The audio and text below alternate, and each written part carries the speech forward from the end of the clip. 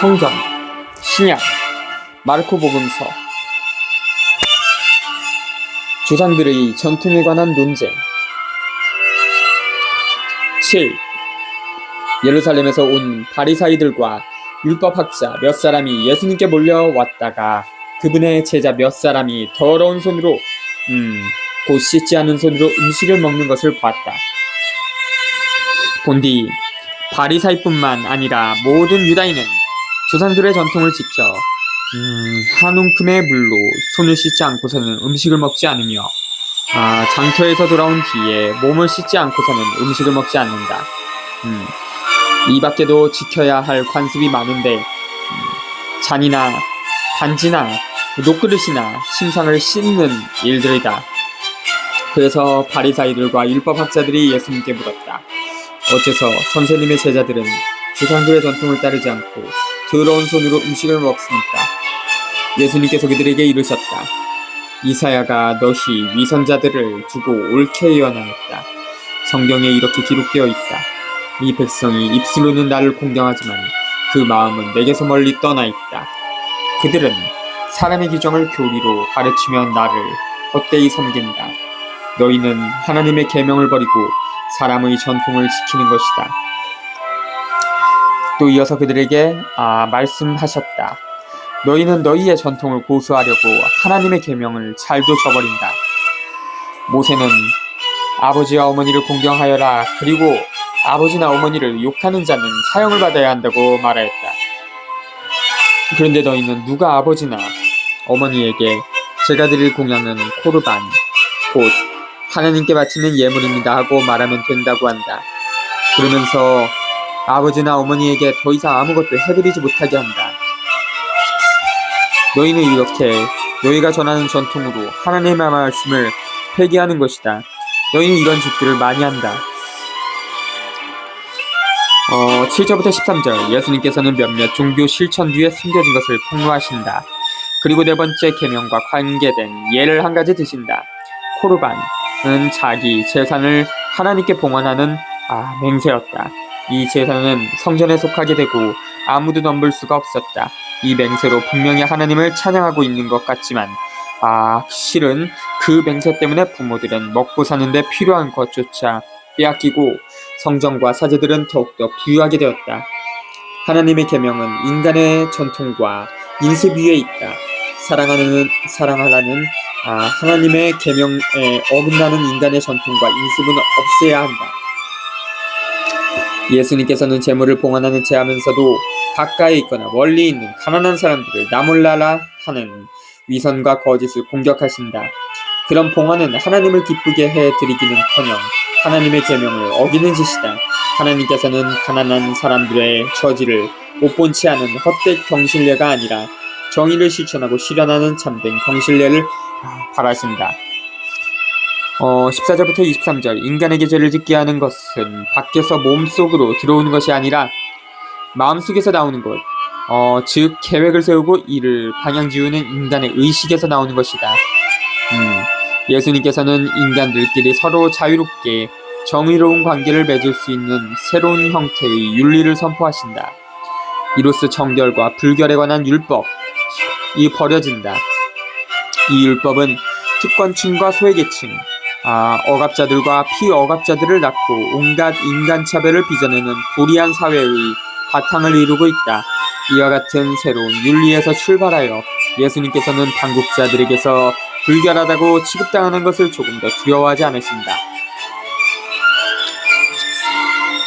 그러고 나서 예수님께서는 다시 군중을 가까이 불러 그들에게 말씀하셨다. 너희는 모두 내 말을 듣고 깨달아라. 사람 밖에서 몸 안으로 들어가 그를 더럽힐 수 있는 것은 하나도 없다. 오히려 사람에게서 나오는 것이 그를 더럽힌다. 예수님께서 군중을 떠나 집으로 들어가시자 제자들이 그 비유의 뜻을 물었다. 예수님께서 그들에게 대답하셨다. 너희도 그토록 깨닫지 못하느냐? 밖에서 사람 안으로 들어가는 것은 무엇이든 그를 더럽힐 수 없다는 것을 알아듣지 못하느냐?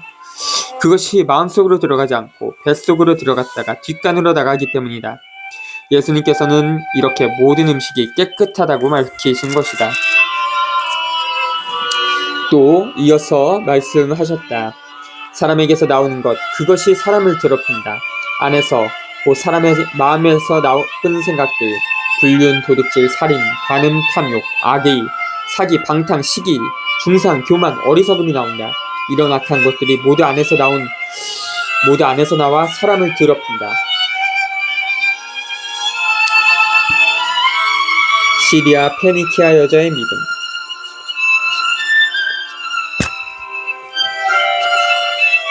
예수님께서 그곳을 떠나 티로 지역으로 가셨다. 그리고 어떤 집으로 들어가셨는데 아무에게도 알려지기를 원하지 않으셨으나 결국 숨어 계실 수가 없었다. 더러운 영이 들린 딸을 둔 어떤 부인이 곧바로 예수님의 소문을 듣고 왔어. 그분 발 앞에 엎드렸다. 그 부인은 이교도로서 시리아 페니키아 출신이었는데 자기 딸에게서 마귀를 쫓아내주십사고 그분께 청하였다. 예수님께서는 그 여자에게 먼저 자녀들을 배불리 먹여야 한다. 자녀들의 빵을 집어 강아지들에게 던져주는 것은 옳지 않다고 말씀하셨다. 그러자 그 여자가 주님, 그러나 상 아래에 있는 강아지들도 자식들이 떨어뜨린 부스러기는 먹습니다 하고 응답하였다. 이에 예수님께서 그 여자에게 말씀하셨다. 네가 그렇게 말하니 가봐라. 마귀가 이미 네 딸에게서 나갔다. 그 여자가 집에 가서 보니 아이는 침상에 누워있고 마귀는 나가고 없었다. 24절부터 30절 예수님께서 가져다 주신 구원은 특정한 사람들이나 특정한 백성의 특권이 아니라 당신과 당신 사명을 믿는 모든 사람과 모든 백성을 위한 것이다. 구원은 유다인들이 개들로 여기던 사람들, 즉 외국인들을 위한 것이기도 하다. 이제 하나님과 사람들을 결합시키는 것은 더 이상 종족이나 혈통이 아니라 예수님께 대한 믿음이고 당신이 일깨워주신 새로운 세계에 대한 믿음이다. 예수님께서는 유다인 지도자들에게서 이방인처럼 식탁에서 떨어지는 빵 부스러기처럼 업신여김을 받으셨다. 그런데 이방인 여인이 예수님을 주님이라고 부른다. 즉 예수님의 신적 권능을 인정하고 있다. 제자들의 동요, 당시 사람들이 받은 악한 표양, 예수님을 정신병자 취급하면서 가족과 친지들이 보여준 비겁함, 예수님의 활동을 마귀의 조종을 받은 것이라고 몰아세운 바리사이들의 배척과 비교할 때 이 여인의 겸손한 신앙 고백은 놀라운 것이었다.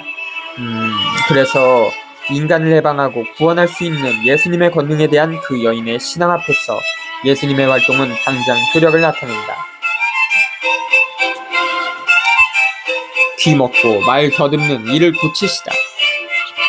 예수님께서 다시 티로 지역을 떠나 시돈을 거쳐 데카폴리스 지역 한가운데를 가로질러 갈릴레아 호수로 돌아오셨다. 그러자 사람들이 귀 먹고 말 더듬는 이를 예수님께 데리고 와서 그에게 손을 얹어 주십사고 청하였다. 예수님께서는 그를 군중에게서 따로 데리고 나가셨어. 당신 손가락을 그의 두 귀에 넣으셨다가 침을 발라 그의 혀에 손을 대셨다. 그러고 나서 하늘을 우러러 한숨을 내신 다음 그에게 에파타, 곧 열려라 하고 말씀하셨다. 그러자 곧바로 그의 귀가 열리고 묶인 혀가 풀려서 말을 제대로 하게 되었다. 예수님께서는 이 일을 아무에게도 말하지 말라고 그들에게 분부하셨다. 그러나 그렇게 분부하실수록 그들은 더욱더 널리 알렸다. 사람들은 더할 나위 없이 놀라서 말하였다. 저분이 하신 일은 모두 훌륭하다. 귀 먹은 이들은 듣게 하시고 말 못하는 이들은 말하게 하시는구나. 31절부터 37절 예수님의 사명은 새로운 창조를 시작하는 것이다. 새로운 창조를 위한 예수님께서는 사람들의 귀와 입을 열어주어 듣고 말할 수 있게 하신다. 즉 현실을 분간하고 현실을 바꿀 수 있는 능력을 주신다. 그와 동시에 억압적인 상황을 비판하고 단죄하며 변혁의 길을 선포할 수 있게 하신다. 예수님께서는 이방인 지방을 돌아다니면서 사람들로 하여금 현실을 똑바로 쳐다보고 옳고 그름을 가려내고 가난한 사람들을 무시하고 짓밟는 불의한 상황을 비판하고 단죄하고 변혁을 꾀하게 하신다. 그리고 예수님께서 당신이 행하신 일을 아무에게도 알리지 말라고 엄하게 이르신 것은 박해자들로부터 당신을 보호하고 당신의 사명이 물거품이 되지 않게 하려는 것이었다. 그러나 진실과 진리는 드러나게 마련이다. 8장 1절부터 9절. 이 장면은 이미 6장 30절부터 44절에 나오는 대목과 똑같은 내용을 달리 표현해 놓은 것이다. 그렇지만 여기에서는 잔치가 이방인이 사는 곳에서 벌어진다. 새로운 사회를 만들라는 초대는 특권을 받은 집단이나 백성에게만이 아니라 모든 사람과 모든 백성에게 해당한다. 하나님께서 바라시는 바는 모든 시대와 모든 장소의 모든 사람이 자유롭게 되어 생명을 풍성히 누리는 것이다. 그러나 그렇게 하기 위해서는 자발적인 사랑에서 우러나오는 나눔이 꼭 있어야 한다. 4,000명을 먹이시다. 8. 그 무렵에 다시 많은 군중이 모여 있었는데 먹을 것이 없었다. 예수님께서 제자들을 가까이 불러 말씀하셨다. 저 군중이 가였구나. 벌써 사흘 동안이나 내 곁에 머물렀는데 먹을 것이 없으니 말이다. 내가 저들을 굶겨서 집으로 돌려보내면 길에서 쓰러질 것이다.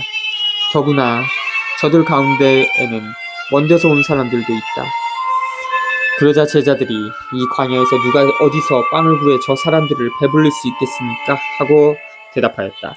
예수님께서 너희에게 빵이 몇 개나 있느냐? 하고 물으시자 그들이 7개 있습니다. 하고 대답하였다. 예수님께서는 군중에게 땅에 앉으라고 분부하셨다. 그리고 빵 7개를 손에 들고 감사를 드리신 다음 떼어서 제자들에게 주시며 나누어 주라고 하시니 그들이 군중에게 나누어 줬다.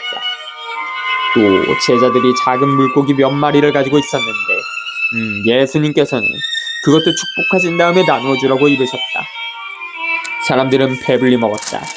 그리고 남은 조각을 모았더니 7바구니나 되었다. 사람들은 4,000명가량이었다. 예수님께서는 그들을 돌려보내시고 나서 곧바로 제자들과 함께 배에 올라 달마누타 지방으로 가셨다. 그 6장에 있던 내용에서는 장정만도 5,000명이었죠. 바리사이들이 표징을 요구하다.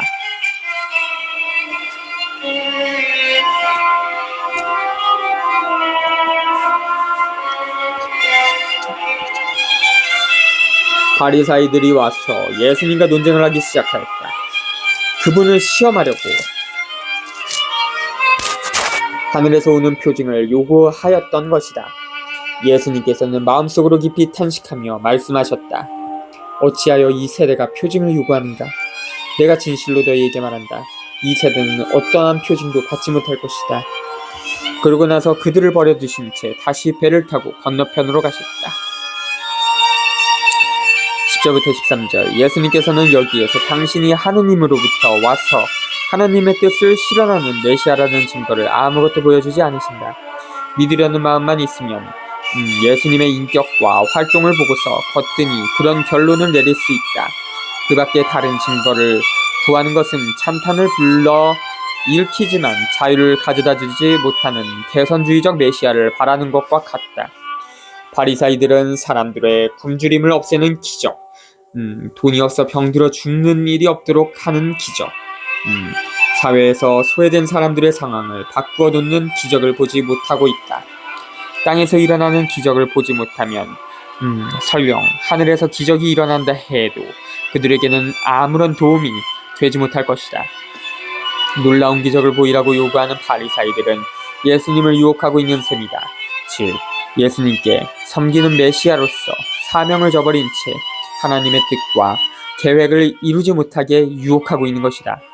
예수님께서는 그런 요구를 해대는 바리사이들과 율법 학자들을 멀리함으로써 지배하는 메시아관과 손을 끊으신다. 섬기는 신학이 아닌 지배하는 신학과 갈라서신다.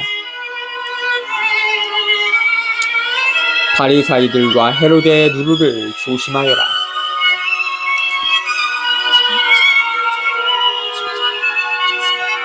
그런데 제자들이 빵을 가져오는 것을 잊어버려 그들이 가진 빵이 배 안에는 한 개밖에 없었다. 예수님께서 그들에게 너희는 주의하여라. 바리사이들의 누룩과 헤로데의 누룩을 조심하여라 하고 분부하셨다. 그러자 제자들은 자기들에게 빵이 없다고 서로 수군거렸다. 예수님께서 그것을 아시고 그들에게 말씀하셨다. 너희는 어찌하여 빵이 없다고 수군거리느냐? 아직도 이해하지 못하고 깨닫지 못하느냐? 너희 마음이 그렇게도 완고하냐? 너희 눈이 있어도 보지 못하고 귀가 있어도 듣지 못하냐? 너희는 기억하지 못하느냐? 내가 빵 5개를 5,000명에게 떼어주었을 때 빵 조각을 몇 광줄이나 가득 거두었느냐? 그들이 12입니다 하고 대답하였다. 빵 7개를 4,000명에게 떼어주었을 때에는 빵 조각을 몇 바구니나 가득 거두었느냐? 그들이 7입니다 하고 대답하자 예수님께서 그들에게 너희는 아직도 깨닫지 못하느냐 하고 말씀하셨다.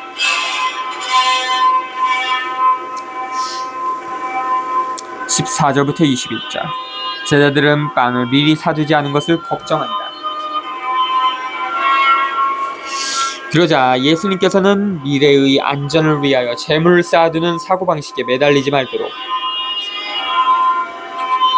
제자들에게 주의를 주신다.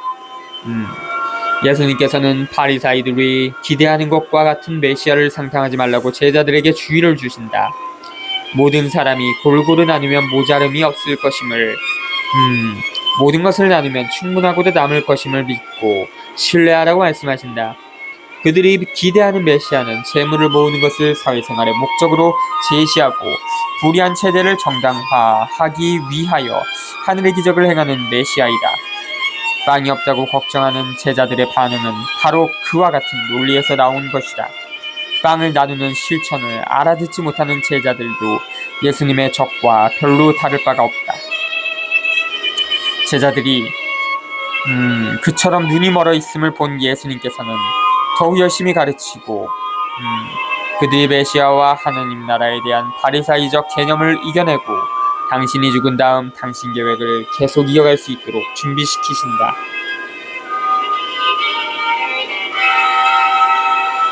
벳사이다의 눈먼이를 고치시다. 그들은 벳사이다로 갔다. 그런데 사람들이 눈먼이를 예수님께 데리고 왔으면 그에게 손을 대어 주십사고 청하였다. 그분께서는 그 눈먼이의 손을 잡아 마을 밖으로 데리고 나가셔서 그의 두 눈에 침을 바르시고 그에게 손을 얹으신 다음 무엇이 보이느냐 하고 물으셨다. 그는 앞을 쳐다보며 사람들이 보입니다. 그런데 걸어다니는 나무처럼 보입니다 하고 대답하였다.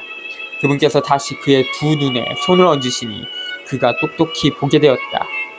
그는 시력이 회복되어 모든 것을 뚜렷이 보게 된 것이다. 예수님께서는 그를 집으로 보내시면서 저 마을로는 들어가지 마라 하고 말씀하셨다. 22절부터 26절 두 번에 걸친 치유는 제자들에게 일어난 일을 상징한다. 제자들은 예수님을 따라다니며 당신이 행하는 모든 일을 보면서도 아직 당신이 섬기는 메시아이심을 깨닫지 못하고 있다. 예수님께서 당신의 운명을 드러내 보이기 시작하시는 다음 장면에서부터야 제자들은 그 점을 좀 더 분명히 깨닫게 될 것이다.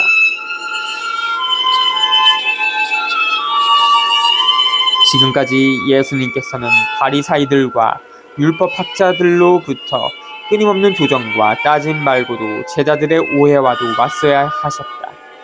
제자들마저 당신의 실천과 새로운 윤리를 알아주지 못하고 당신이 누구이신지 알지 못했다.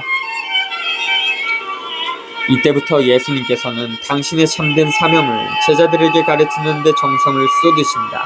그것은 그들이 모든 것을 분명히 알고 당신을 따르려는 굳센 입장을 취하도록 하시기 위해서다. 제자들은 예수님께서 하시는 일을 보고 그 일을 제대로 알아들어야 그분의 계획을 알 수 있다. 예수님께서 벳사이다 소경을 치유하신 이야기는 마르코 복음서에만 나온다. 이 이야기는 예수님께서 앞으로 제자들에게 하실 일을 상징적으로 나타내고 있다. 예수님께서는 소경의 손을 잡아 일으키듯 제자들을 일깨워 당신 활동과 사명을 제대로 알아듣게 하실 것이다. 그리고 소경을 밖으로 데리고 나가듯이 제자들을 헛된 꿈에 사로잡힌 군중으로부터 따로 떨어지게 하실 것이다. 마지막으로 소경의 눈에 침을 발라 뜨게 하듯이 제자들로 하여금 당신이 누구이며 당신을 따르는 것이 무엇을 뜻하는지를 깨닫도록 하실 것이다. 시력이 완전히 회복되지 않은 소경처럼 제자들도 예수님의 정체와 당신 사명과 당신 실천이 무엇을 의미하는지를 희미하게밖에 보지 못한다. 예수님께서는 소경의 시력을 완전히 되찾아주듯이 제자들로 하여금 당신 본 모습과 사명을 똑똑히 알게 하신다. 27절부터 33절. 예수님의 질문은 당신이 백성 가운데서 행하신 모든 일을 잘 살피도록 제자들을 다그친다. 백성은 예수님께서 누구이신지 알아듣지 못했다. 그렇지만 예수님을 따라다니면서 당신이 행하신 모든 일을 본 제자들은 이제 베드로를 통하여 예수님께서 메시아이심을 인정한다. 예수님의 메시아다운 활동은 모든 것을 모든 사람이 누리고 모든 것을 모든 사람이 따뜻한 마음으로 골고루 나누어 쓰는 온전히 인간다운 세계를 창조한다. 이런 메시아관은 가난한 사람들을 등쳐먹는 부유한 사람들, 힘없는 사람들을 짓누르는 권력자들이 판치는 불의한 사회 질서를 무너뜨린다. 그래서 불의한 사회는 예수님께서 자기네 사회를 무너뜨리기 전에 당신을 죽이려 든다. 그러나 아직도 제자들은 이기고 돌아오는 영광스러운 메시아상을 참아버리지 못하고 있다. 베드로가 예수님께 선생님은 그리스도이십니다 하고 고백하자 예수님께서는 그 사실을 아무에게도 말하지 말라고 당부하신다.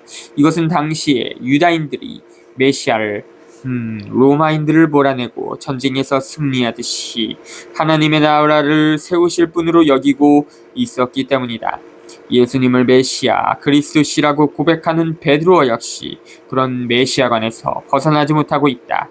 전쟁에서 승리하는 개선주의적 메시아관은 틀린 것이다.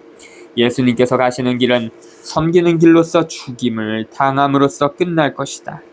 종교 지도자들이 자기네 이익을 지키기 위하여 예수님을 죽이고 말 것이다. 예수님께서 당신 순환과 죽음을 예고하시자 베드로가 펄쩍 뛴다. 이는 베드로 역시 그릇된 메시아관에 사로잡혀 있다는 증거다. 베드로와 제자들은 그때까지도 지배 권력을 떨치시는 메시아를 상상하고 있으면서 자기들도 그 권력에 참여하리라는 꿈에 부풀어 있었다. 제자들이라도 그런 메시아관을 버리지 않는 한 예수님과 반대편에 서 있는 셈이다. 스승 예수님께서 고난과 죽임을 당하시는 것은 도저히 있을 수 없는 일이라고 생각하는 베드로를 예수님께서는 사탄이라고 부르신다. 지배 권력은 인간을 차별하고 무시하게 되어 있는데도 그런 지배 권력을 편들거나 바라는 짓은 사탄을 편드는 짓이다.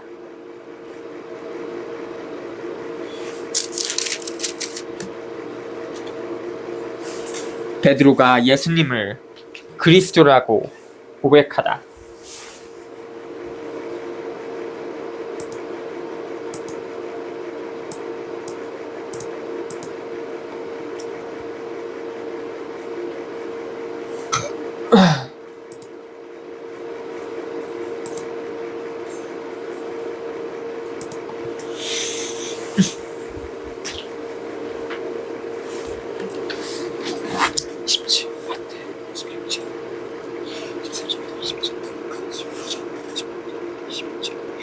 예수님께서 제자들과 함께 카이사리아 필리피 근처 마을을 향하여 길을 떠나셨다. 그리고 길에서 이 제자들에게 사람들이 나를 누구라고 하느냐 하고 물으셨다. 제자들이 대답하였다. 세례자 요한이라고 합니다. 그러나 어떤 이들은 엘리야라고 또 어떤 이들은 예언자 가운데 한 분이라고 합니다. 예수님께서 다시 그러면 너희는 나를 누구라고 하느냐 하고 물으시자 베드로가 스승님은 그리스도이십니다 하고 대답하였다. 그러자 예수님께서는 제자들에게 당신에 관하여 아무에게도 말하지 말라고 엄중히 이르셨다. 순환과 부활을 처음으로 예고하시다.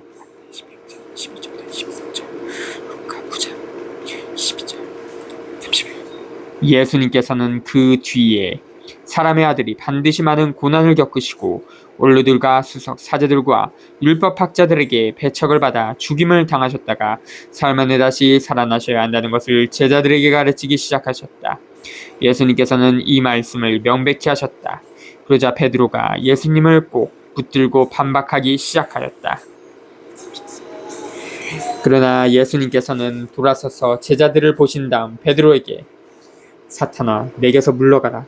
너는 하나님의 일은 생각하지 않고 사람의 일만 생각하는구나 하며 꾸짖으셨다. 예수님을 어떻게 따라야 하는가? 11절, 14절, 18절, 루카 9장, 13절, 27절, 34. 예수님께서 제자들과 함께 군중을 가까이 부르시고 그들에게 말씀하셨다. 누구든지 내 뒤를 따르려면 자신을 버리고 지 십자가를 지고 나를 따라야 한다.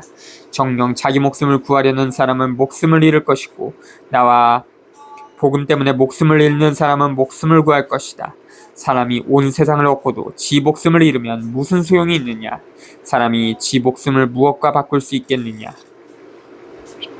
절개없고 죄 많은 이 세대에서 누구든지 나와 내 말을 부끄럽게 여기면 사람의 아들도 아버지의 영광에 쌓여 거룩한 천사들과 함께 올 때에 그를 부끄럽게 여길 것이다. 34절부터 38절 중재인들과 반역자들만이 십자가 사형을 받았다. 예수님을 따르고자 하는 사람은 불의한 사회로부터 소외를 당하고 나아가 반역자로 죽임을 당하신 예수님과 똑같은 운명을 겪을 각오를 해야 한다. 제자들은 예수님께서 순환과 죽음을 예고하시는 가운데서도 지배 권력을 나누어 받을 욕심에 사로잡혀 있다. 그런 제자들에게 예수님께서는 당신을 따르려 하는 사람은 당신처럼 자기 십자가를 져야 한다고 말씀하신다. 예수님을 따르려는 사람은 이기적인 자기 실현의 욕구를 버림과 동시에 예수님처럼 지배욕을 버리고 섬기는 사람이 되어 따뜻한 정의가 다스리는 인간관계와 사회관계를 세워 가야 한다. 예수님을 따르려면 목숨까지 걸 각오로 따라야 한다. 예수님을 증거하는 일, 당신이 보여주신 형제와 정의를 실천하고 이루는 일이 어느 경우에는 생명까지 바칠 것을 요구하겠기 때문이다. 그런 경우에도 순교를 마다하지 않는 사람이 예수님을 진심으로 따르는 사람이다. 예수님을 따르는 사람은 돈을 벌고 재물을 쌓고 출세하는 일에 길지 않은 인생을 허비하지 않는다. 돈과 재산이 영원한 생명을 보장해주지 않음을 너무도 잘 알고 있기 때문이다. 돈과 재산이 지 아무리 많아도 목숨을 잃으면 아무 쓸모가 없다. 구원과 영원한 생명을 얻지 못하면 부자가 되고 출세한들 아무짝에도 쓸모가 없다. 예수님께서 가르쳐 주신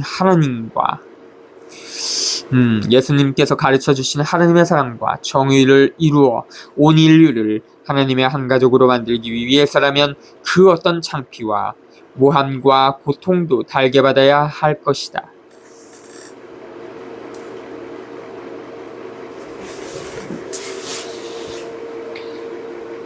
9장 1절부터 13절.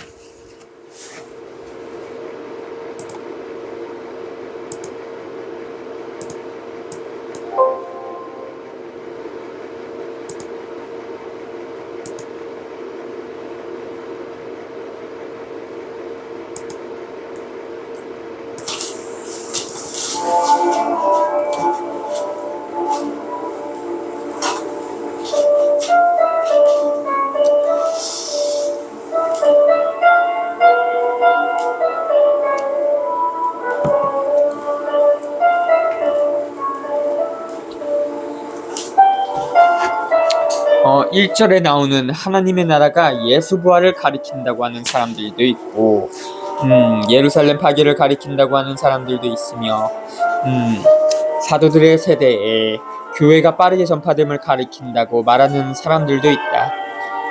예수님의 생명과 활동은 당신 죽음으로 끝나지 않는다. 예수님의 영광스러운 변모는 당신 부활을 나타낸다. 불의한 사회는 당신 제자들을 통하여 계속될 하나님의 활동을 끊기게 하지 못할 것이다. 하나님의 목소리는 지금부터 앞으로는 예수님께서만 유일한 권위를 가지고 계심을 보여준다. 하나님의 초대를 받아들이고 예수님을 따르는 모든 사람은 벌써부터 예수님의 마지막 승리에 참여하기 시작하고 당신과 더불어 부활할 것이다. 눈부시게 빛나는 옷은 충만한 생명을 상징한다. 이제 하나님 아버지께서는 죽음을 충만한 생명으로 변형시키실 것임을 보여주신다.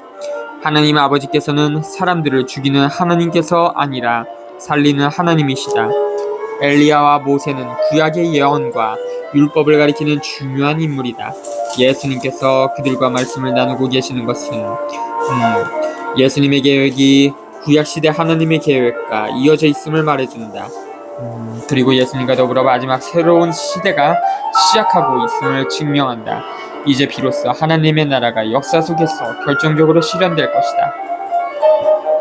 베드로는 순환과 죽음을 거치지 않고서 예수님과 더불어 영광을 누리고 싶어한다. 예수 추종자라는 우리 역시 예수님처럼 먼저 순환과 죽임을 당한 다음에야 승리와 영광을 차지할 것임을 잊고 살아간다. 박해와 죽임을 각오하거나 당하지 않고서도 예수님의 제자로서 당신 영광에 참여할 수 있지 않을까 하는 환상에 사로잡혀 있다.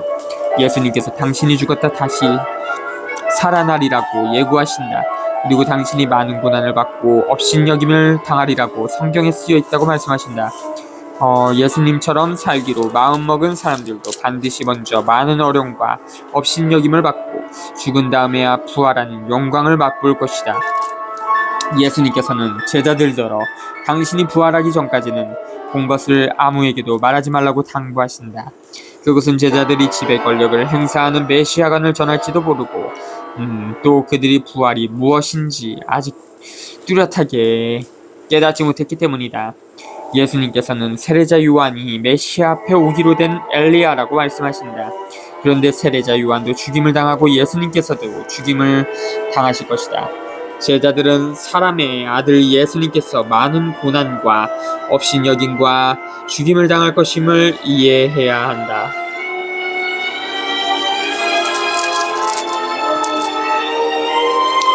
9. 예수님께서 또 그들에게 말씀하셨다.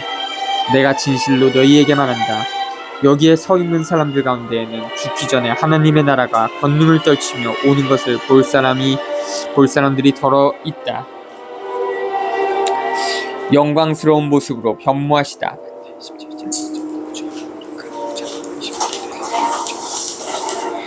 엿새 뒤에 예수님께서 베드로와 야고보와 요한만 따로 데리고 높은 산에 오르셨다. 그리고 그들 앞에서 모습이 변하셨다. 그분의 옷은 이 세상 어떤 마전장이도 그토록 하얗게 할 수 없을 만큼 새하얗게 빛났다. 그때 엘리야가 모세와 함께 그들 앞에 나타나 예수님과 이야기를 나눴다. 그러자 베드로가 나가서서 예수님께 말하였다. 스승님, 저희가 여기에서 지내면 좋겠습니다. 저희가 초막셋을 지어 하나는 스승님께, 하나는 모세께, 또 하나는 엘리야께 드리겠습니다. 사실 베드로는 무슨 말을 해야 할지 몰랐던 것이다. 제자들이 모두 겁에 질려 있었기 때문이다.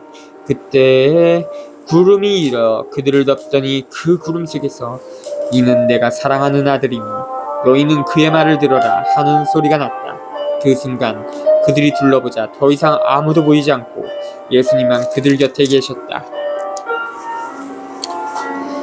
그들이 산에서 내려올 때에 예수님께서는 그들에게 사람의 아들이 죽은 이들 가운데에서 다시 살아날 때까지 지금 본 것을 아무에게도 말하지 말라고 분부하셨다.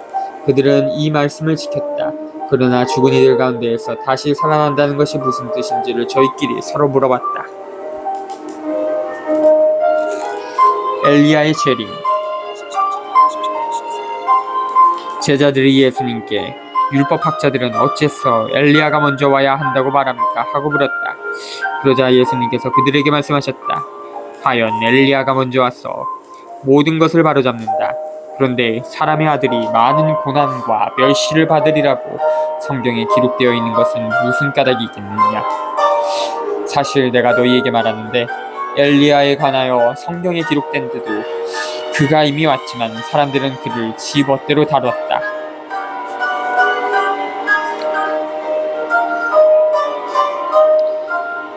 어떤 아이에게서 더러운 영을 내쫓으시다.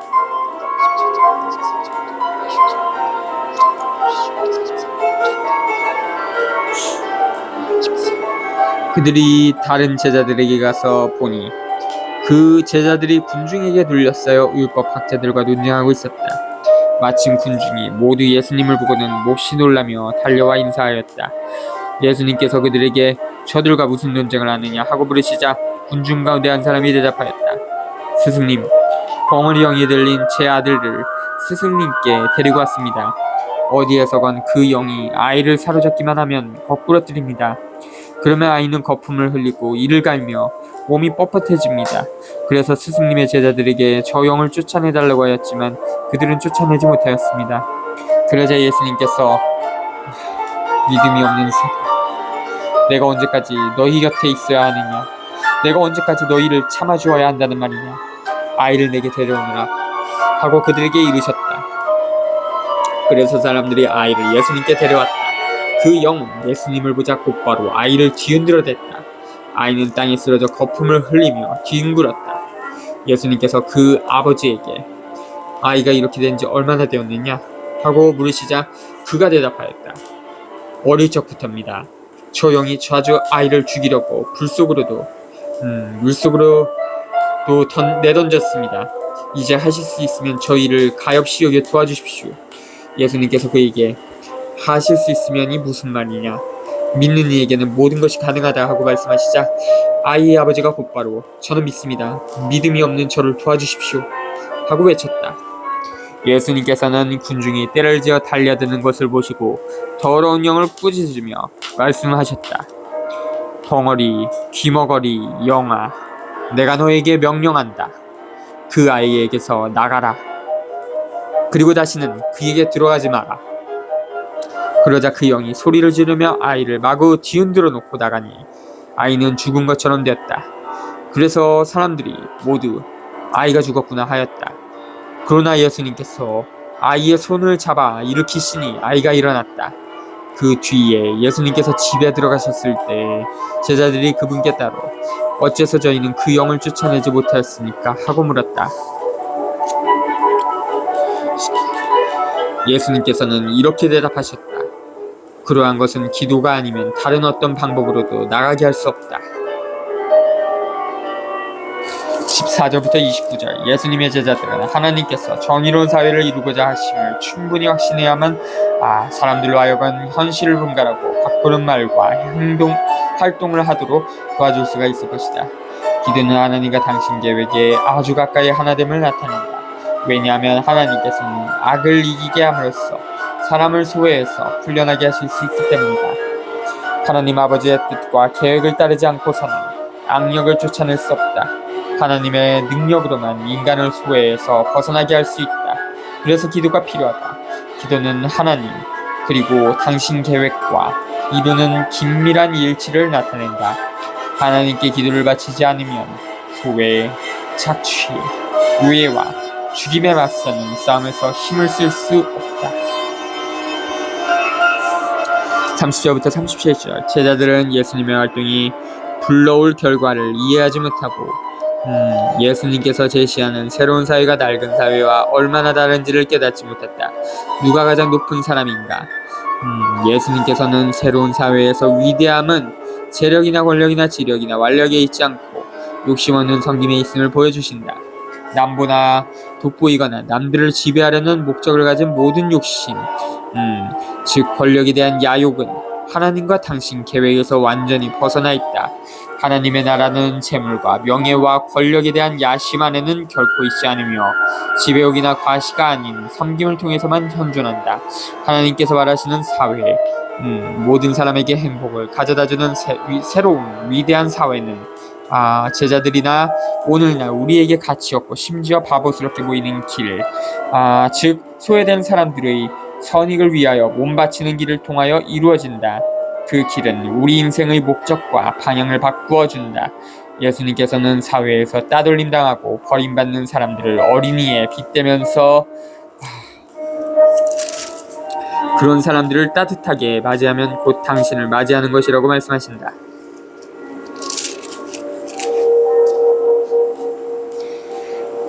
순환과 부활을 두 번째로 예고하시다.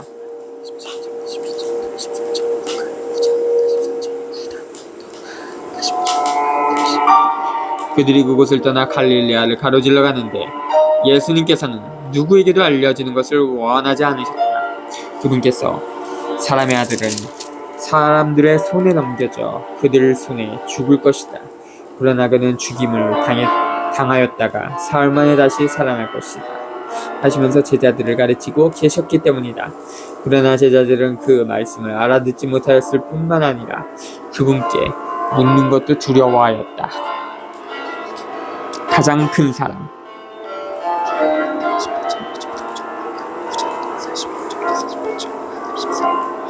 그들은 카파르나움에 이르렀다. 예수님께서는 집안에 계실 때 제자들에게 너희는 길에서 무슨 일로 논쟁하였느냐 하고 물으셨다. 그러나 그들은 입을 열지 않았다. 누가 가장 큰 사람이냐 하는 문제로 길에서 논쟁하였기 때문이다. 예수님께서는 자리에 앉으셔서 12제자를 불러 말씀하셨다. 누구든지 첫째가 되려면 모든 이의 꼴찌가 되고 모든 이의 종이 되어야 한다. 그러고 나서 어린이 하나를 데려다가 그들 가운데에 세우신 다음 그를 껴안으시며 그들에게 이르셨다. 누구든지 이런 어린이 하나를 내 이름으로 받아들이면 나를 받아들이는 것이다. 그리고 나를 받아들이는 사람은 나를 받아들이는 것이 아니라 나를 보내신 분을 받아들이는 것이다.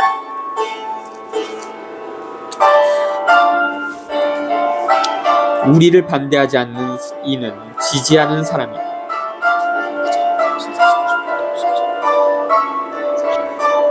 요한이 예수님께 말하였다.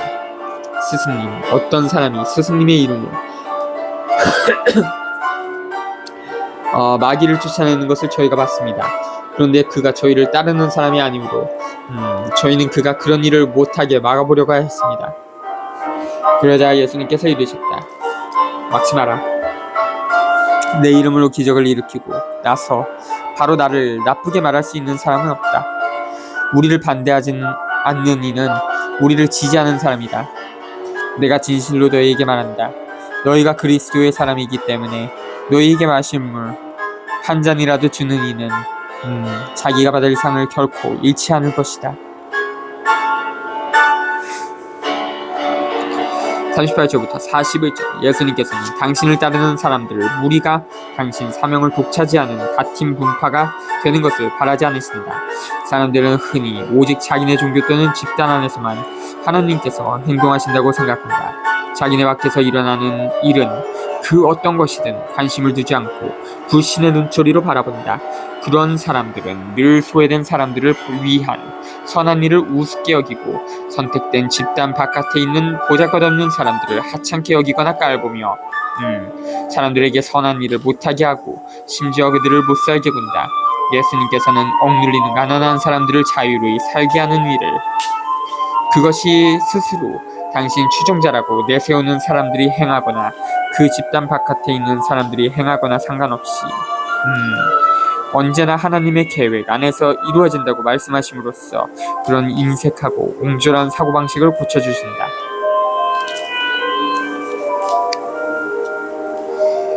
죄의 유혹을 단호히 물리쳐라.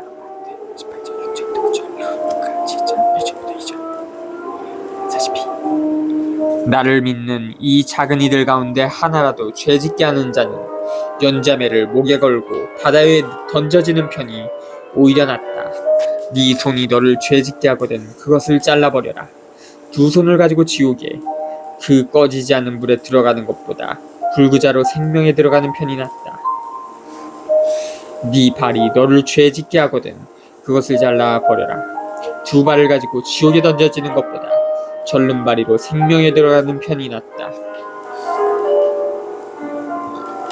또 네 눈이 너를 죄짓게 하거든 그것을 빼 던져버려라. 두 눈을 가지고 지옥에 던져지는 것보다 외눈박이로 하나님 나라에 들어가는 편이 낫다. 지옥에서는 그들을 파먹는 구더기도 죽지 않고 불도 꺼지지 않는다. 소금.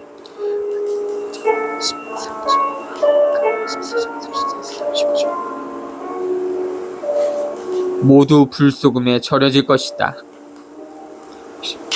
소금은 좋은 것이다. 그러나 소금이 짠맛을 잃으면 무엇으로 그 맛을 내겠느냐. 너희는 마음에 소금을 간직하고 서로 평화롭게 지내라.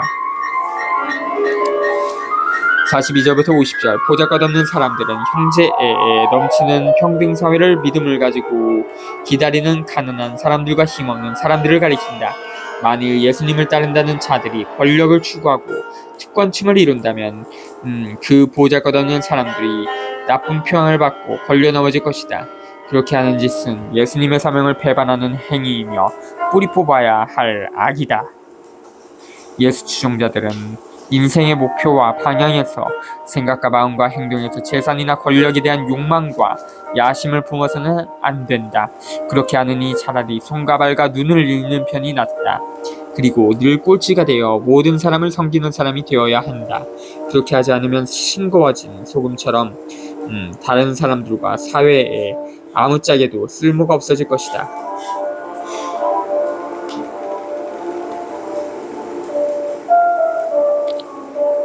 자주